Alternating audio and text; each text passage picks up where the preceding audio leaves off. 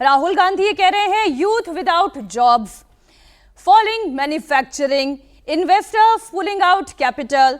राहुल गांधी कह रहे हैं कि farmers in distress, looming global shocks, all ignored, यानी इन सबको इग्नोर कर दिया आज के बजट ने। A budget that refuses course correction, blind to India's real crisis, यानी कि जो भारत की सबसे बड़ी चुनौतियां हैं, जो क्राइसिस है, उसकी तरफ तो ये बजट कोई कुछ कर ही नहीं रहा है। राकेश जी, ये राहुल गांधी जी का विजन है इस बजट को लेकर। देखिए, राहुल गांधी जी के विजन को तो हमें क्या समझना है, कांग्रेस ही नहीं समझ पाई। तो इसलिए उनके विजन पे बात करने की बजाय ये सच्चाई है कि ये जो बजट है, इस बजट में लोकल की दृष्टि से देखा जाए तो आपको बहुत कुछ दिखाई नहीं देगा, लेकिन ग्लोबल की दृष्टि से आप देखेंगे तो ये बजट बिल्कुल वोकल है।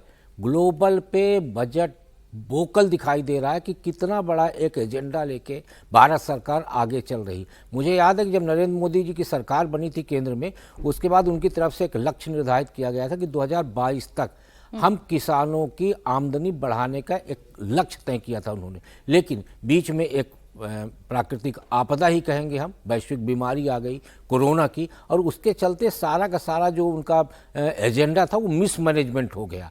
लेकिन इस बार जो उन्होंने लक्ष्य तय किया है विजन 2047 का, यानी भारत को विकसित राष्ट्र से विकासशील राष्ट्र बनाने का जो एजेंडा तय किया है, उसमें उनका पूरा फोकस वर्ल्ड लेवल पे, ग्लोबल लेवल पर टेक्नोलॉजी पे है। और उस टेक्नोलॉजी पे फोकस करके वो चल रहे हैं कि यदि विश्व के साथ हमें कदम ताल मिला के चलना है तो हमें उसकी तकनीक को अपनाना पड़ेगा। और ये बात राहुल गांधी जी समझते हुए भी नासमझ बन रहे हैं। नहीं, लेकिन सर आलोचना जो है वो विरोधी तो करेंगे ही, लेकिन जो अपने से दिखाई देते थे वो भी विरोधी जैसी बात करेंगे। मैं बात शशि थरूर की कर रही हूँ, बात केरल की कर देती हूँ।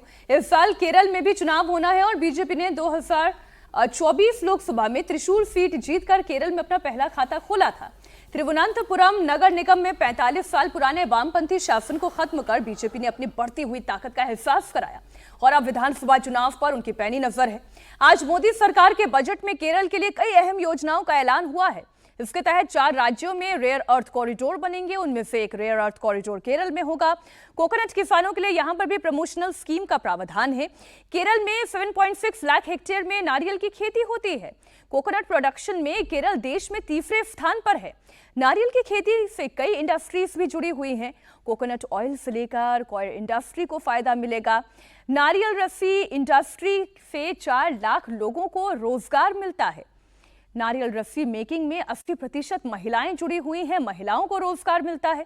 केरल की एग्रीकल्चरल इकोनॉमी में कोकोनट प्रोडक्शन का बड़ा योगदान है, यानी कि कुल अगर एग्रीकल्चरल में अगर उसकी भूमिका देखें कोकोनट की, तो वो 15% की हिस्सेदारी है।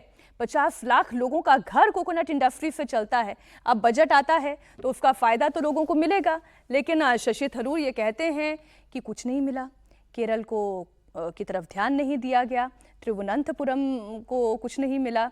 आप एक बयान ये भी सुन लें। क्या बताऊं यार, डिटेल्स तो बहुत कम मिले ना जी। जैसे कि 3-4 हेडलाइन थे, लेकिन जब हम इंतजार कर रहे थे कि all India institute of Ayurveda कहाँ आएगी, हमारे केरला में चाहिए हमें जी। हमारे तो बहुत लंबी ट्रेडिशन आयुर्वेदा की, लेकिन केरला का नाम नहीं सुना। फिशर, हाँ, कोकोनट तो शायद केरला ही हो सकते हैं, क्योंकि मेरे ख्याल में भारत का सबसे ज्यादा बड़ा केरला कोकोनट प्रोड्यूसिंग स्टेट तो केरला ही है। तो वो तो होना चाहिए। वैसे भी फिशरीज में हमें कुछ बेनिफिट होना चाहिए। लेकिन जब शिप रिपेयर के बारे में बोला और वाराणसी और पटना के बारे में बोला, केरला के बारे में कुछ नहीं सुन सका, तो ये सब हमें जरा सा आश्चर्यजनक है। लेकिन ये भी कहूँ कि शायद डिटेल्स बजट डॉक्यूमेंट में होंगे, हम पढ़ा नहीं, अब तक सिर्फ भाषण सुने हैं। भाषण में तो बहुत कम डिटेल्स है जो हमें जरूरी है। विपक्ष को अक्सर सुनाई नहीं देता है, ये तो हम जानते हैं, लेकिन इस बार तो शशि थरूर भी कह रहे हैं नहीं, लेकिन उनका थोड़ा संतुलित बयान है कि शायद बजट भाषण जब हम लोग सुनते हैं तो सब कुछ नहीं होता है, क्योंकि वो भाषण की एक सीमा होती है आगे। देखो, इस बार के बजट का जो 2 भाग है ना, पार्ट बी जो है वो बहुत महत्वपूर्ण है।